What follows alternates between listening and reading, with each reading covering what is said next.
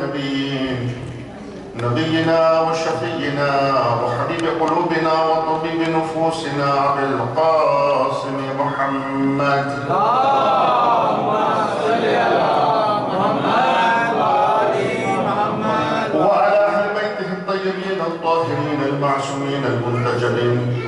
بسم الله الرحمن الرحيم. رب اشرح لي صدري ويسر لي أمري واحلل عقدة من لساني يفقهوا قولي. اللهم صل على محمد وآل محمد. بسم الله الرحمن الرحيم.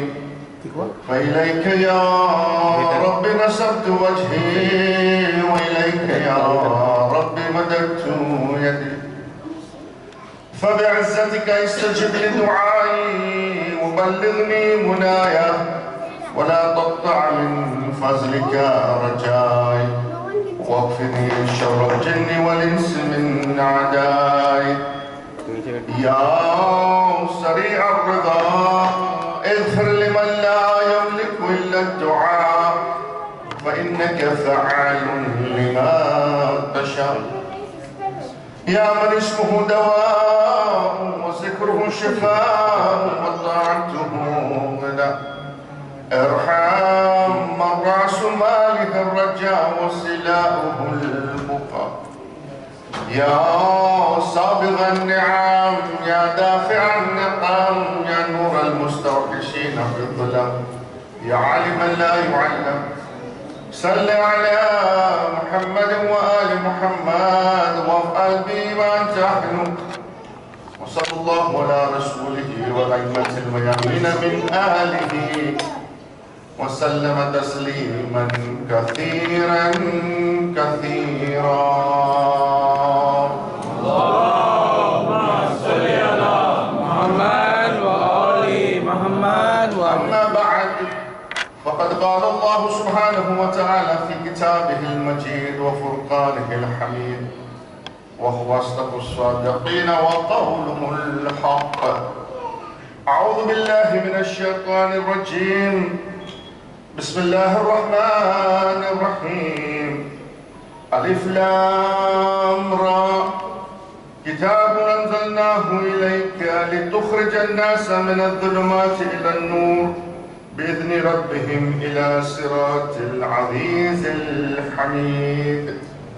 آمنا بالله وصدق الله العلي العظيم. صلوات على محمد وآل محمد. اللهم صل على محمد وآل محمد. Respected scholars, elders of the community, my brothers and sisters in Islam, Assalamu alaikum jami'an wa rahmatullahi wa barakatuh. Alhamdulillah, I now have a clock right in front of me to tell me that I'm going over time, and so I have to be very careful. I have no excuse today. And I apologize yesterday for going a little bit over time, but may Allah accept it, inshallah. And I thank you for your patience to have remained with me, even though I went a little bit over time. Sometimes when you come from a long flight, you lose the sense of time yourself. And so that is what has happened, but inshallah, we will keep on time today, inshallah. We are going to continue our theme in these 5 lectures, and the theme is around Islamic spirituality and unraveling the importance of Laylatul Qadr. And today we're going to talk about something that is going to be a little bit heavy initially. So I need you to be with me. It is tough, I know, because you have fasted all day and now you've had a big meal, you know, with the chicken curry and everything else.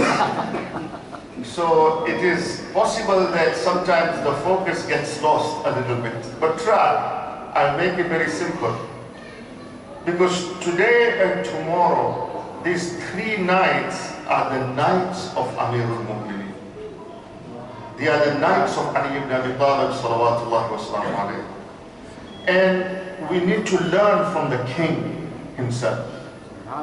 We need to learn from him. If you're going to talk about Islamic spirituality, if you're going to talk about Islamic ethics and morality, there is no one like Ali ibn Abi Talib. There is no one like him. Wallahi, I'm telling you, there is nobody like him. You know, I'll tell you a story. Alhamdulillah, you know, I was blessed to go for ziyarat. And I went for ziyarat and I went to the Haram of Amir al-Mu'mineen. And when I went into the Sahan of the Haram of Amir al-Mu'mineen, I met a very learned man who I knew from the United Kingdom. He was a sheikh, he was a sayyid. He's a very learned man. And he has a beautiful voice. He recites dua beautifully. So I met him and, you know, we hugged each other. We had met after a long time. And I said to him, you know, Sayyid, I'm going inside to recite Ziyarat Aminullah of Amir al-Mu'mineen. Why don't you come with me and you recite the Ziyarat so I can listen to your beautiful voice? And the Sayyid said to me, he said, look, he said, I've been here for 3 days. And he said, I have not had the audacity to enter the Haram. He said, because I'm in such awe of this personality that I'm unable to enter the Haram yet to do salams to this great personality. This is Amir al-Mu'mineen. So we are going to talk about him a little bit today so that we can learn from him what actually Islamic spirituality is. And tomorrow we will reach the peak of what Islamic spirituality is through Amir al-Mu'mineen. But in order for me to set the stage for you, I need to give you a little bit of a heavy philosophical discussion. Only 5-10 minutes, you need to focus and you need to understand what I'm saying. Alhamdulillah, it's a nice small crowd and we can have a good discussion. Yeah? There is a very intricate relationship between Sharia, which is jurisprudence, morality and ethics, which is akhlaqiyat, and spirituality, which is irfan. Sometimes what happens is we look at this exclusively. We look at it in a silo. There is jurisprudence, there is morality and ethics, and then there is spirituality and irfan. But in reality, actually, this concept is integrated. It needs to be looked at not as silos, but it needs to be looked at in an integrated way, in a continuum. Yes? Ayatollah Mutahhari, he talks about the outer shell, and then he says the inner kernel, and then he talks about the kernel of the kernel, the core. The outer shell, the inner layer, and then there is the core that is inside it. And he says if you want to get to Allah subhanahu wa ta'ala, you have to peel the layers of the outer shell, then the inner layer, and then get to the core. That's how we have to look at it. The outer layer is Sharia. The outer layer is jurisprudence. The inner layer is Islamic ethics and morality. And the core is spirituality and irfan. That's how we need to look at it. You know, Ibn Sina, who was one of the great philosophers that, you know, has passed in our history. Ibn Sina, you know, he beautifully defines this. He looks at the definition of a Zahid, an Abid, and an Arif.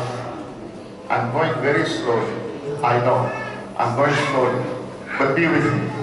Okay? Zahid, an Abid, and then Arif. He says that the Zuhd which is what a zahid is. Zuhud is abstinence from the worldly enjoyments, from the desires of the world. So a zahid is somebody who abstains from the dunya, from the worldly desires. Ibadah, or an abid, is of course a person who performs acts of worship, like salat, like fasting, like reading the Quran, like dua, and so on. That is what an abid does. But an arif is one who turns his mind away from everything that is around him. He reflects, he deflects everything that's around him, and he pays attention only to the divine essence. His attention is only Allah subhanahu wa ta'ala. That is what an arif is. It's what Ibn Sina has described. Okay? You can be a zahid without being an arif. You can be an abid without being an arif. But if you are an arif, you are also a zahid and you are also an abid. Are you with me? It's not too heavy, eh? It's okay? You don't want me to repeat it, right? Okay. So, what he says, is very interesting.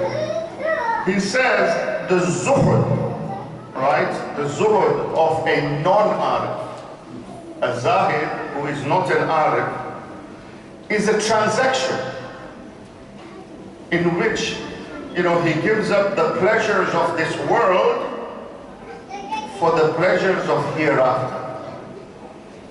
However, for the arif, it is something very different.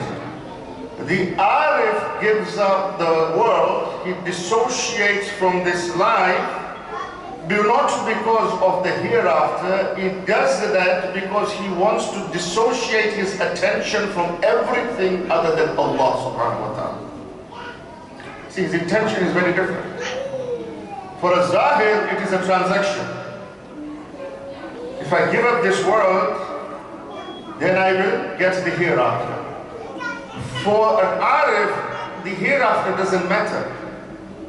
He gives up this world because he sees the world as a problem in his focus towards Allah subhanahu wa ta'ala. Right? He looks down upon everything except Allah subhanahu wa ta'ala. You see, if you look at the worship of an abid, the worship of an abid is a worship where he does worship because he wants a reward in the hereafter. He prays salat because he wants a reward in the hereafter. He fasts because he wants a reward in the hereafter. Whereas an arif, for an arif, the worship is a kind of self-purification. It is a kind of self-development. It is a kind of strengthening his intellectual and imaginative faculties by which he is able to draw himself away from everything other than Allah subhanahu wa ta'ala. Right? So Ibn Mutahari, he talks about this very interestingly. He says something quite amazing to explain this. He says that if you are worshipping, if you are doing worship, doing ibadah, and the intention is to attain a reward in the hereafter, then you may get the reward in the hereafter. You will get the reward in the hereafter, but in its true sense, you are not worshipping Allah subhanahu wa ta'ala. You are actually worshipping the reward in the hereafter. That is why you are worshipping. There is almost a level of hidden shirk in it. Mutaqad says this. Not be mutaqad.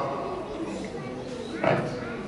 He says says that the true worship is that worship when you are asking for Allah subhanahu wa ta'ala from Allah subhanahu wa ta'ala.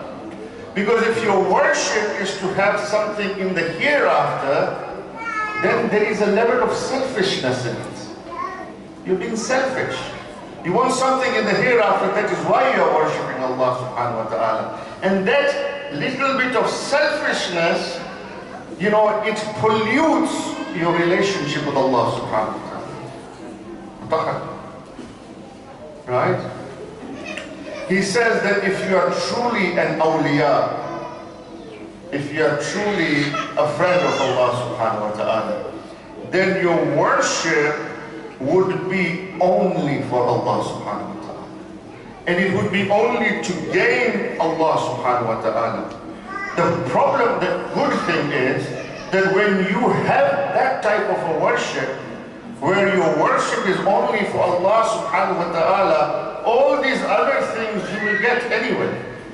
You will get the reward anyway. You will get the Jannah and you will get all the reward. But your intention is to go to Allah subhanahu wa ta'ala. That's the difference. See, it's important to note that when we carry out a good act, right, when we do a good act, amal salih, right, and Allah subhanahu wa ta'ala rewards us for that good act, it is not because we are deserving of that reward. Because in reality, when we perform a good act, the intention for performing that good act has a selfishness in it. We are performing that good act because we want to be rewarded in the hereafter. The fact that Allah rewards you is not because we are deserving of that reward, it is because of the mercy of Allah subhanahu wa ta'ala that He rewards. The reward is a mercy of Allah subhanahu wa ta'ala because there is a level of selfishness in it. And the same thing he says, Ayatollah Mutahari says, about the difference between a zahid and an arif. He says when a virtuous person refrains from the desires of this world, what is he thinking? He's refraining from the desires of this world because he wants to convert the happiness of this world to the happiness in the hereafter. And Mutahari says there is a selfishness in that. He is doing this because he wants the happiness in the, yes, he sacrifices the happiness of this world. But his intention is that if I sacrifice the happiness in this world, I'll have happiness in the hereafter. That means there is a bit of selfishness in it. An Arif dissociates himself from this world because he sees the desires of this world as a barrier between him and Allah subhanahu wa ta'ala. And he wants to break all those barriers and veils between him and Allah subhanahu wa ta'ala. So that is why he dissociates himself from this world. Are you getting me what I'm saying? This is what Mutahari says. It's important to understand that, because if you want to understand Amirul Mu'mineen, you have to understand the highest level of Irfan. The master of Irfan is Amirul Mu'mineen. Ayatollah Jawadi Amuli, has a book in which he says, the title of the book is The Gnostic Life of Amirul Mu'mineen, the Irfanic life of Amirul Mu'mineen. And he says in this book, people have looked at Amirul Mu'mineen with different lenses, right? They've looked at Amirul Mu'mineen through the lens of courage, to the lens of bravery, to the lens of knowledge, to the lens of wisdom, through the lens of compassion, to the lens of kindness. All these particular lenses we look at him. But Ayatollah Jawadi Amuli says, if you want to understand Ali, then understand him through the lens of Irfan. Because when Ali does anything, he says it himself, whenever I do something, I see Allah before it, I see Allah during it, and I see Allah after it. That's Amirul Mu'mineen. Amazing statement by Amirul Mu'mineen. Amazing statement. He says, قال أمير المؤمنين عليه السلام لو لم يتوعد الله على معصيتي لكان يجيب على يؤسى شكرا لنعمه.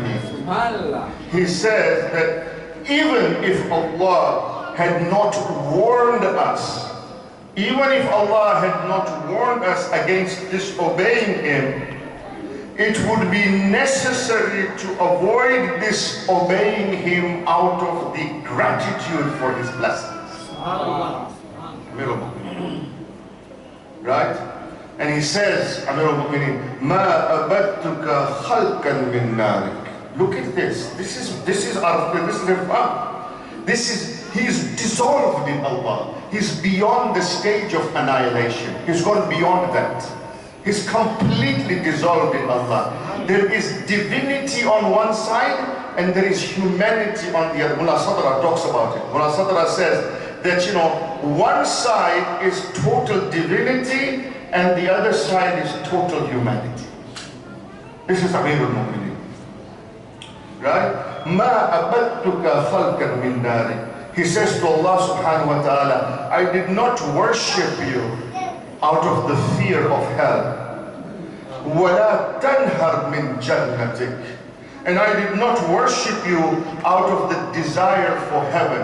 Why did I worship you? بَلْ وَجَدْتُكَ أَحْلًا لِلْإِبَادَةِ بَعْدَكَ. He says, I worship you because I found you to be deserving of being worshipped. Very different way of thinking. Very different way of thinking. This is the approach that we need in Laylatul Qadr. This is the approach that we need in Laylatul Qadr. Whilst we have needs and we have desires, don't get me wrong, please. Ask for your desires. The Holy Prophet says, ask for Allah even for your shoelaces. I'm not saying you don't ask for your needs and your desires, right? But don't forget the goal of Laylatul Qadr. The goal of Laylatul Qadr is to gain proximity to Allah subhanahu wa ta'ala. Is to dissolve yourself to Allah subhanahu wa ta'ala. Is to ask for Allah from Allah.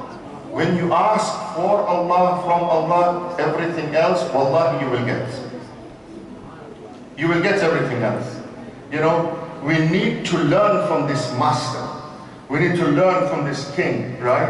The worship of those who have gratitude. We can witness Laylatul Qadr through Amirul Mu'mineen. Best person to witness Laylatul Qadr, Amirul Mu'mineen. Think about it. If I was to ask you, what is the ultimate, if you ask a normal person, right? What's your ultimate goal? What do you want? What is your ultimate goal? What do you want? A lot of us will say, I want to go to Jannah. That's my ultimate goal. Yes. I would say that. I want to go to Jannah. That's my ultimate goal. But think about it. What is Jannah? What is Jannah? Is Jannah not a creation of Allah subhanahu wa ta'ala? Yes or no? Jannah is a creation of Allah subhanahu wa ta'ala. And who are you? You are also a creation of Allah subhanahu wa ta'ala, are you not? So Jannah is a creation of Allah subhanahu wa ta'ala. You are also a creation of Allah subhanahu wa ta'ala. And Allah subhanahu wa ta'ala in the Quran says, لَقَدْ خَلَقْنَا الْإِنسَانَ فِي أَحْسَنِ تَقْوِيمٍ. The human being, the insan, he is the best of my creation. You are a creation of Allah subhanahu wa ta'ala. Jannah is a creation of Allah subhanahu wa ta'ala. And Allah says, you, the insan, you are the best of my creation. So tell me, how can the best of the creation of Allah ask for another creation which must be lesser than him? Subhanallah. Yes? If Jannah is a creation of Allah and you are a creation of Allah and you are the best of His creation, then the Jannah is inferior to you, is inferior to you. Don't ask for another creation of Allah subhanahu wa ta'ala, ask for the Creator Himself. Ask for the Creator Himself. And this is what you learn from Amirul Mu'mineen. Ask for the Creator Himself. This is why in Dua Kumel, he supplicates to Allah subhanahu wa ta'ala. He says, فَلَئِنْ سَيَّرْتَنِي لِلْعُقُوبَاتِ مَعَ عَادَائِكَ وَجَمَعْتَ بَيْنِي وَبَيْنَ أَهْلِ بَلَائِكَ وَفَرَّقْتَ بَيْنِي وَبَيْنَ أَحِبَّائِكَ وَأَوْلِيَائِكَ. He says, oh Allah, if you subject me to the penalties of hell, if you subject me to the penalties and the torture of hell, with those ardent criminals and the hardcore criminals that you have, and you separate me from your lovers that are in heaven, then if you do that to me, you tear me apart from your friends that are in love with you, and you put me amongst those hardcore criminals that are in disobedience to you, then what? فَحَبْنِي يَا إِلَهِي وَسَيِّدِي وَمَوْلَايَ وَرَبِّي صَبَرْتُ عَلَىٰ أَذَابِكَ فَكَيْفَ أَصْبِرُ عَلَىٰ فِرَاقِكَ. He says that if you do that to me in hell, then my Lord, my Master, I may be able to bear your punishments. I may be able to bear the torture of hell. I may be able to bear the burning of hell. But how will I bear my separation from you? Oh. The goal is the Creator here. I will bear everything, but how will I bear my separation from you? You know, if you recite Munajat al-Shabaniyah, in Munajat al-Shabaniyah, Amir al-Mu'mineen, he says to Allah subhanahu wa ta'ala, if you put me in hell, look at how Amir al-Mu'mineen talks to Allah. He says, if you put me in hell and surround me with everybody in hell, you know what I'm going to do? I'm going to gather all of them. I'm going to gather all of them together with me in hell, and I will tell them how much I still love you. Right? You know, every act of worship, therefore, must have one purpose only. It has a main purpose, and that purpose is to allow us to pierce those barriers and those veils between us and Allah subhanahu wa ta'ala. And we gain closeness to Him through that. Of course, there are secondary benefits, but the true goal is Allah subhanahu wa ta'ala. Now look at Ali ibn Abi Talib, right? Think about the various things about Ali ibn Abi Talib. Tomorrow we will talk about the high level of worship of Amirul Mu'mineen, because we need to learn from his worship, and you will see it is something very different. Today I want to tell you, when you talk about Amirul Mu'mineen in this way, that he is totally submersed in Allah subhanahu wa ta'ala, what can you give as an example in his day-to-day life? His total submersion in Allah subhanahu wa ta'ala, his total dissolving in Allah subhanahu wa ta'ala. And how can we learn from that? The best example you can give is the life of Amirul Mu'mineen in the battlefield. If you look at his life in the battlefield, you know, you may argue that it is Amirul Mu'mineen. I expect his worship to be one where he's totally dissolved in Allah subhanahu wa ta'ala. But when you are in the midst of a battle, when you are fighting an enemy in the middle of a battle, at that time, you need to have a focus, right? You need to focus on the job at hand. You're fighting the enemy. At that particular time, your life depends on it, and maybe the life of other people depend on it. How does Amirul Mu'mineen perform in the battlefield? Look at it. In the Battle of Khandaq. And I don't have time, to explain to you the historical context of Khandaq. Inshallah, another time. But in the Battle of Khandaq, I want to just illustrate this point. He fights with Amr bin Abdawad. Wow. Now, Akber Mithani was not an ordinary man. Just for the children, I'm just going to explain. He was a great warrior. Great warrior. And, he was, of course, on the side of the enemies. And his reputation was such that one Amr bin Abdawad was equivalent to 1,000 on the other side. People used to hear the name of Akber bin Abdawad and they used to tremble. One Akber bin Abdawad. And he was a very rich man. And he had his armor. And his armor, his armor was made of diamonds and rubies and emeralds and all of those gems. Full of it. And around his neck, he used to wear this beautiful jewelry. He was a rich man, Amr bin Abdawad. He challenges the Muslims, yeah? He says to the Muslims, he says, look, you are in a win-win situation. He's got a point there. He's a smart guy. He says to the Muslim, you're in a win-win situation. He says, if you kill me, you will go to heaven. Because I'm a bad dude. Right? I'm a bad guy. You kill me, you're going to go to heaven. And he says, if I kill you, you will go to heaven because you have martyrdom. And you will still go to heaven. So he said, you are in a win-win situation. Come and fight me. Come and fight me.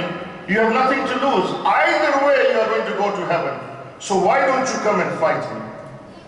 The history says that the Holy Prophet gets up.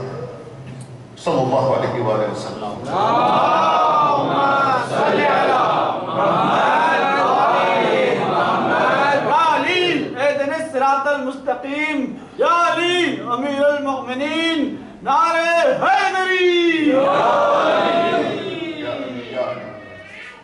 The Holy Prophet gets up and he says to the Muslims, who is going to go and fight Amr bin Abdullah? And history says that the Muslims are sitting and they are completely still. This is history.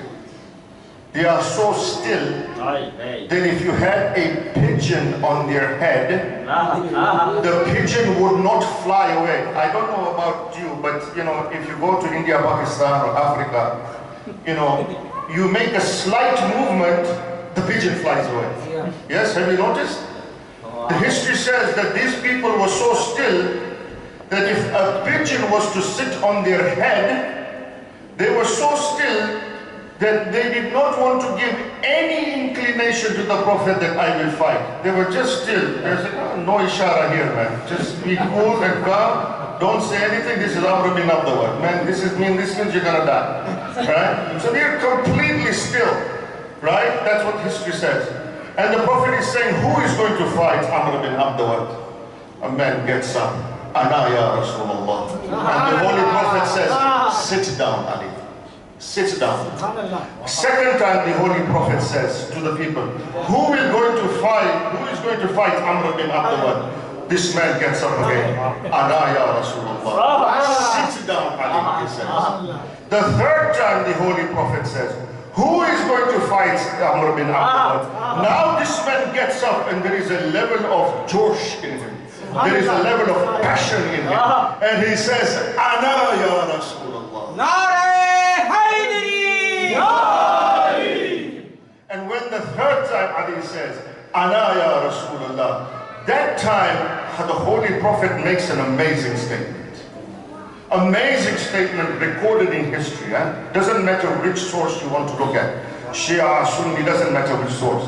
Amazing statement that the Holy Prophet says. The Holy Prophet says, he says, look people, the Kulle Iman is now going to fight Kulle Kufr. The embodiment of faith is now going to fight the embodiment of Kufr.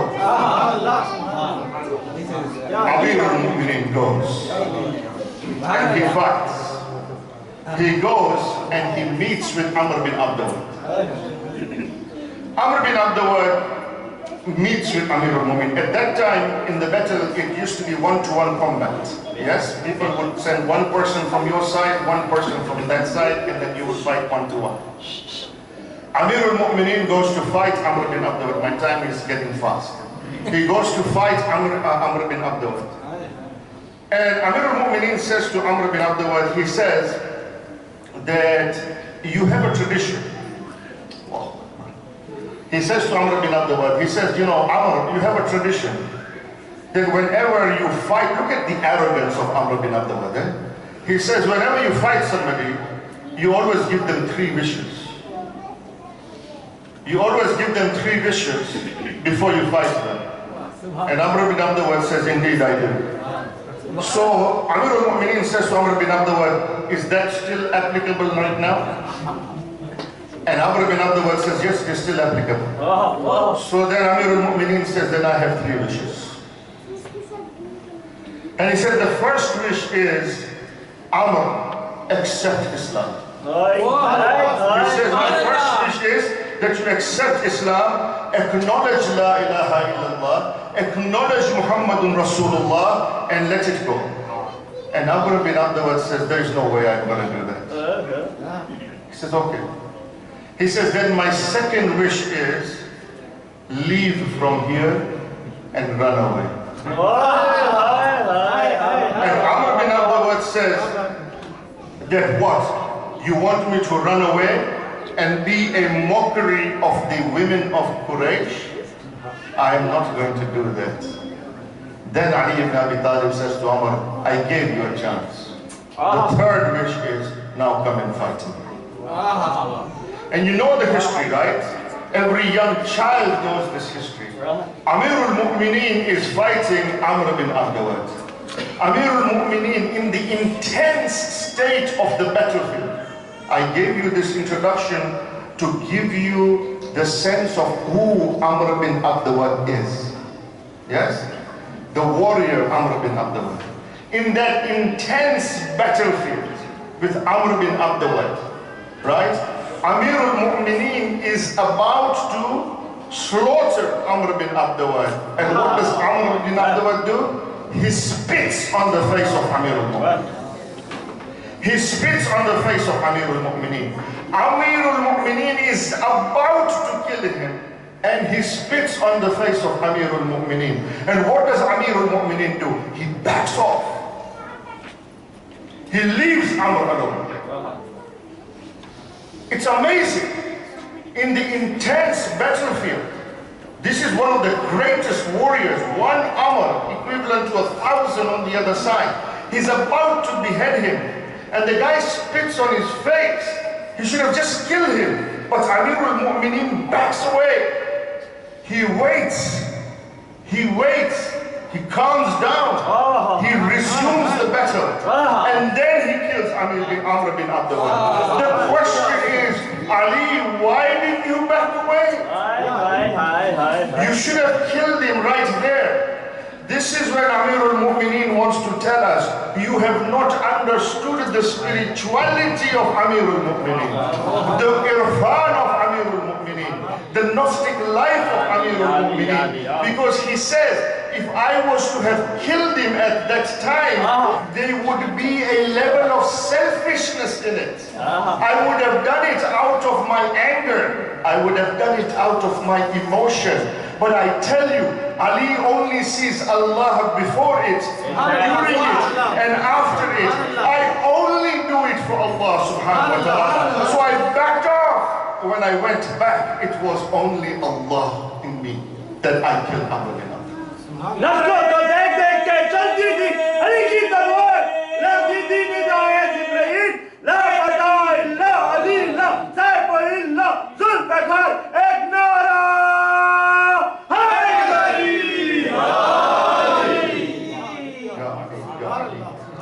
This is Ali. In that intense, look at this, in that intense battlefield, he has only Allah in his mind. He has only Allah in his essence. And it's a lesson for us. We lead a life. We work. We do all of these other things, right? We have transactions. We do all kinds of transactions at work. We have a family life. We have all kinds of things that we do. Do we have divine color in us when we are doing our day-to-day living? Do we have Allah in our mind as we do our businesses, as we do the transactions, as we do everything? Do we have that in our mind? Because that's what Amir al-Mu'mineen is teaching us. Amir al-Mu'mineen is teaching us that in every essence of your life, you should have Allah in your mind. And when you have that, you will never go in the disobedience of Allah. You will never be, you will never divert yourself away from Allah. When you have this state of yourself, you have this dissolving of Allah subhanahu wa ta'ala. When you have this connection with Allah subhanahu wa ta'ala, that is when the Holy Prophet says, right? Zarbatu aliyin fi yawm al-khandaq afzalu ibadatul. It's not an ordinary statement. Zarbatu aliyin fi yawm al-khandaq afzalu ibadatul.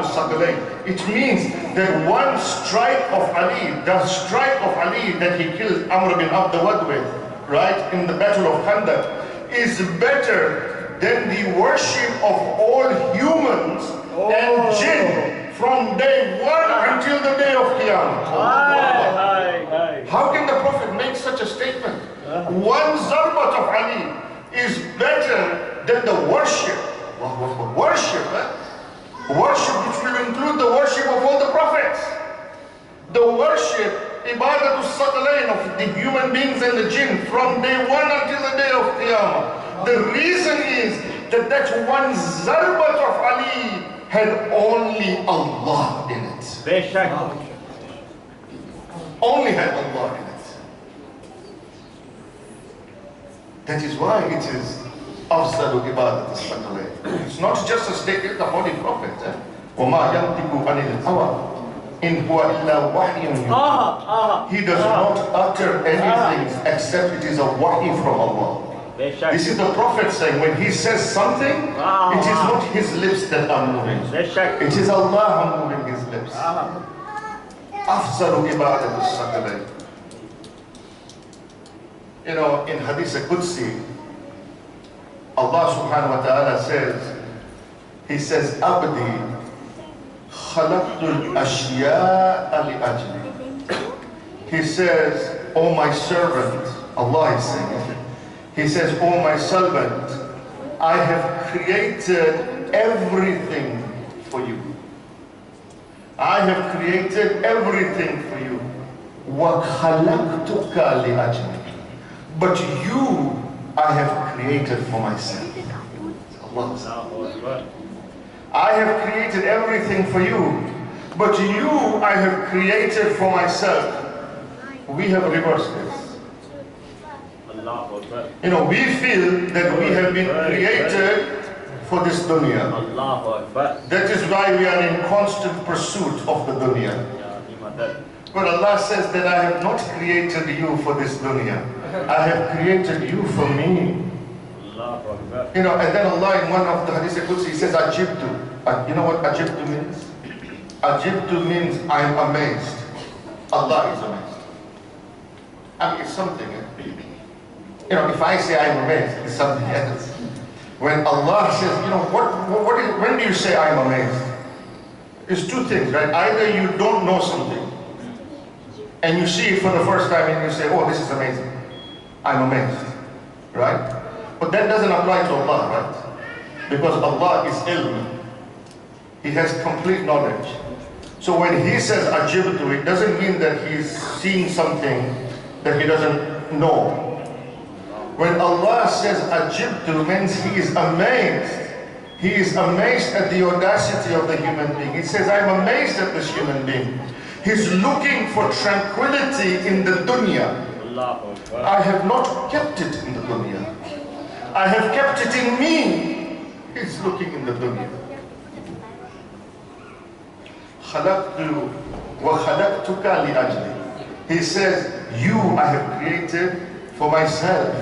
And this is why Aba Abdullah al-Hussein, salawatullahi wa salamu alayhi,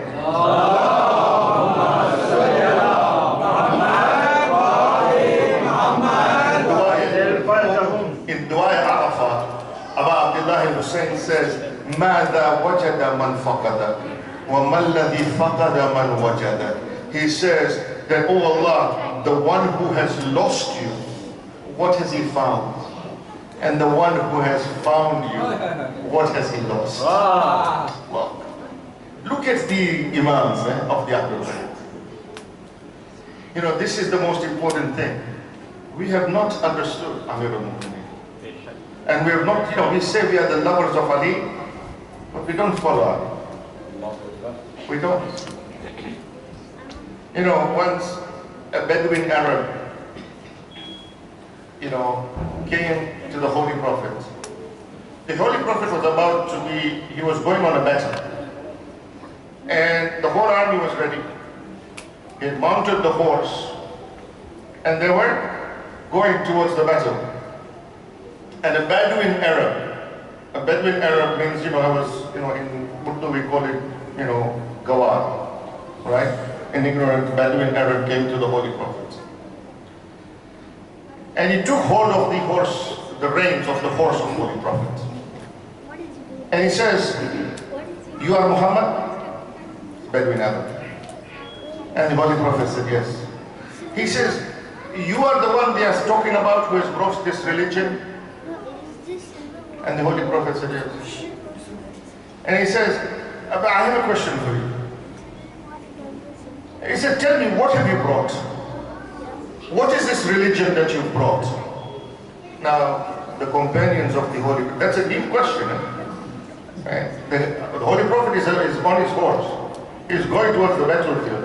And he's saying, what is this religion that you brought? That takes a long time to explain to somebody. You know, let's sit down. So, you know, have some chai, and, you know, maybe, you know, we'll have a chat about this, right? The companions of the Holy Prophet go to this man and says, are you crazy? He says, you know, don't you see we are going to the battlefield? I mean, you know, let's finish the battlefield and everything. You come back, you know, we sit in masjid and we talk about what is Islam. And the Holy Prophet said, no, no. What is the point of going to the battlefield if I cannot answer this? So he says to this Bedouin Arab, he says, look, I have brought this religion and I've only brought two things. That's all I have brought. The first thing that I have brought is how you can strengthen your relationship with one creator who is Allah. And the second thing that I have brought is how you can strengthen your relationship with other human beings. I have not brought anything else. Right? And this is what you see from Ali. When Malik-e-Ashtar, when he gives Malik-e-Ashtar, you know, that letter on how to govern. When Malik-e-Ashtar is going to Egypt, he says to Malik, oh Malik, when you go and govern, remember you will come across two types of people. Either they are going to be your brothers in faith, or they are going to be equal to you in humanity. Treat them the same way as you would like Allah to treat you. The message of humanity comes from Amir al-Mu'mineen. You know, you can call the Shia sect anything you want, but the true Shias who are the followers of Ali ibn Abi Talib will be those Shias who love humanity, who will do things for humanity no matter what color, no matter what race, no matter what religion they are. This is the sunnah of Amir al-Mu'mineen. It's the sunnah of Amir al-Mu'mineen. He says to Malik-e-Ashtar, you will come across two types of people. Either they're going to be your brothers in faith, or they're going to be equal to you in humanity. Treat them the same way as you would want Allah to treat you. How much regard he has for humanity. He wakes up from a state of unconsciousness as a result of the attack of Ibn Muljim on him. And when he wakes up from that state of unconsciousness, he sees Ibn Muljim. He sees Ibn Muljim and he tells his son Hassan, he says, "Oh Hassan, free him and untie him, for he looks frightened and scared and distressed." Oh, this is killer. He says, "Free him and untie him, he looks scared." He didn't go. Don't tie him up like that. How much regard for humanity. And we say that we are followers of Ali. What have we done for humanity? How have we contributed to humanity? Right? How have we respected humanity? How have we respected other human beings, no matter what religion they are, what race they are? And this community, I tell you, is a beautiful example. I love the community so much because I see the diversity in this community. Wallahi. I see people from different backgrounds and I see no discrimination in the diversity. The diversity is being accepted by this community. People need to learn from this community. Because this is the message of Amir al-Mu'mineen. Once, the Holy Prophet, he asked Imam Ali alayhi salam, he says, "Ali," he says, "what would you do if a person came to you and behaved rudely towards you? He was rude towards you." And Imam replied, he says, "Ya Rasulullah, I would act kindly towards him." And then Rasulullah said, "What if that person continues to behave rudely towards you? He continues to insult you." And Amir al-Mu'mineen says, "I would continue to behave kindly towards you." And then the Holy Prophet says to Amir al-Mu'mineen, he says, "No, Ali, but what if that person starts to insult you even more? He starts to abuse you even more. What would you do then?" At which point Amir al-Mu'mineen says, "Oh, the Holy Prophet, Ya Rasulullah," he says, "may my father and my mother be sacrificed for you. Let me tell you one thing, if that person is stubborn enough not to stop his rude behavior towards me, then why should I not be stubborn enough to stop my good behavior towards him?" Amir al-Mu'mineen.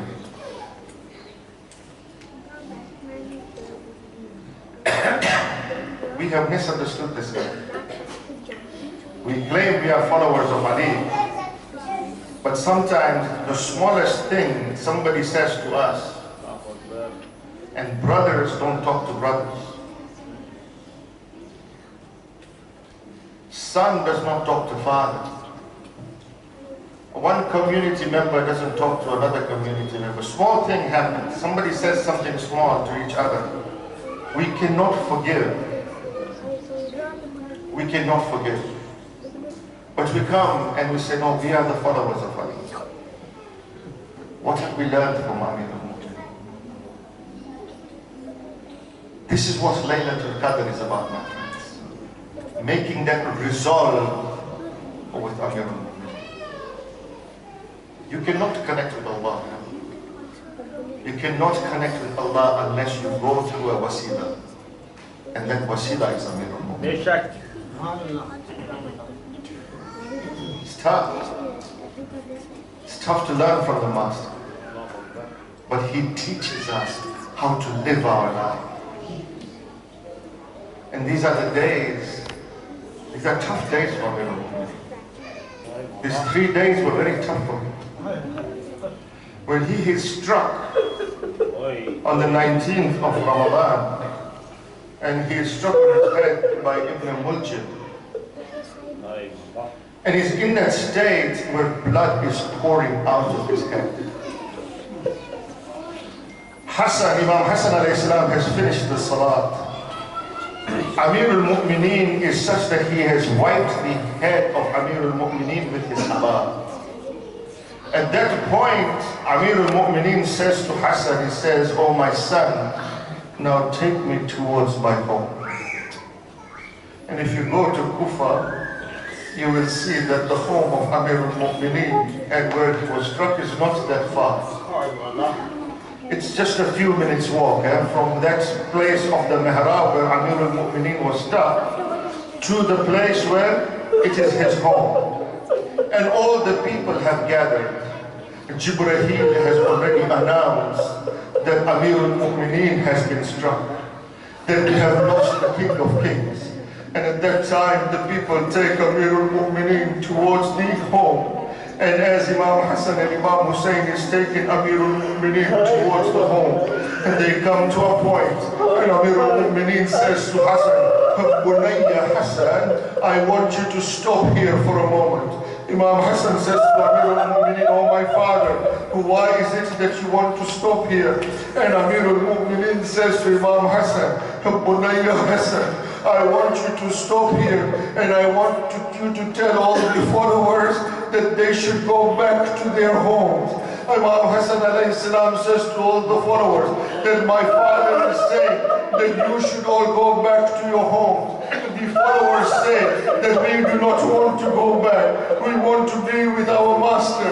We want to be with Amir al-Mu'mineen, who we cannot leave him alone. At that point, Amir al-Mu'mineen says to Imam Hassan, Bunayya Hassan, tell them to go back to their home. For I know that when I go to my home, and my daughter Zainab and my daughter Kulsum will see me in this state, where a head has been wounded, where a wound has wounded my head.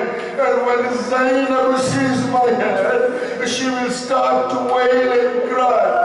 And Bunayya Hassan, Amir al-Mu'mineen, is not able to tolerate the wailing and the voice of Zainab reaching the ears of the Mahram.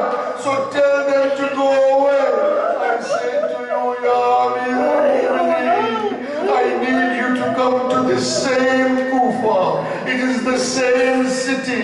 It is that city where now Zainab has arrived after the events of Karbala. And Zainab is in that state. Not only does she not have that opportunity to refrain herself from the Mahram, but now she has returned to Kufa.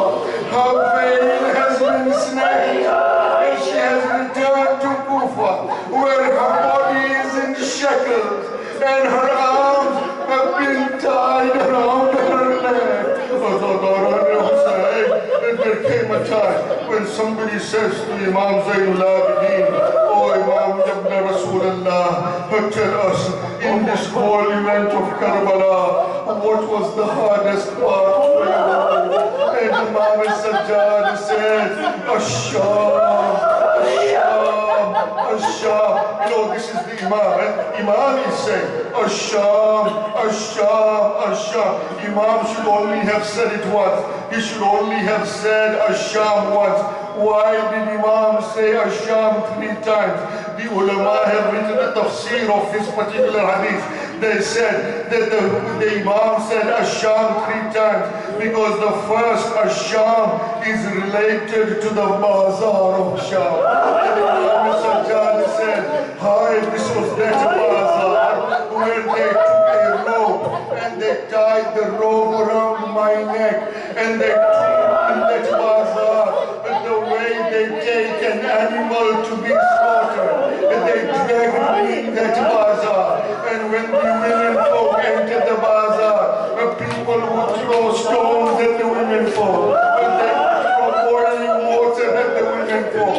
The second Asham is related to the Darbar of Yazid. Imam Sajjad says, this is that Darbar. This is that Darbar where I was there. I had the restraint around my neck and my women folk. My aunt Zainab was standing there. And at that time, Yazid would say, Yazid would point to the women folk and say, who is this? And who is this? And it was in that darbar that somebody would say, Hazihi Zainab, Hazihi Kulsum, Hazihi Sakina. I was not able to bear it. And the third time I said Asham. The third time Asham, Imam says Asham is related to the Zindan of Shah. It's related to the jail of Shah. And Imam says, and this was that type of jail, where there was no roof on that jail. And in the daytime, the children would suffer the heat. At the night time, and they would shiver with the coldness. And the Imam says, but there was one thing I saw in the jail. I saw in the jail that broke my heart. Imam Sajjad says, I saw once my aunt Zainab reciting Salat, sitting down, not standing up. I went to my aunt Zainab and I said to my aunt, oh my aunt, why are you reciting your Salat sitting down? Imam said, why are you not reciting standing up? And Janab Zainab said to Imam Sajjad, oh Sajjad, the food that these people bring to us is so little that whatever food I have, I give it away to the children because I have not eaten for so many days. Zainab has become so weak that she is not able to stand in Salah. She has to recite Salah sitting down. And Imam Sajjad said, this was an event that I was not able to bear.